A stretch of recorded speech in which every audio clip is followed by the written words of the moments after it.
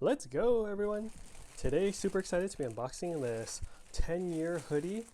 I purchased this on Huckberry site, but I think the brand is Flint and Tinder. Something like that. I'll get it right in the video description. Here we go. Wow. Nice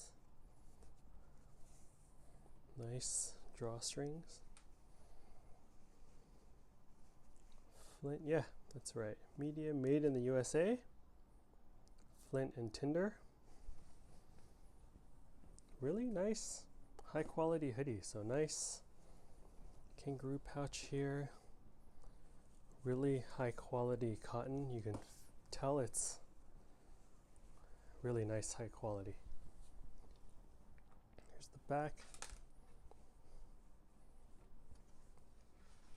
Yeah, really excited to wear this. Here's the Flint and Tinder, made in the USA. Nice size hood. Yeah, seems like a high quality, solid product. Cool, let me know what you think of this hoodie in the comment section below. Hope you're all doing well, and I'll catch you all for the next unboxing video. Later.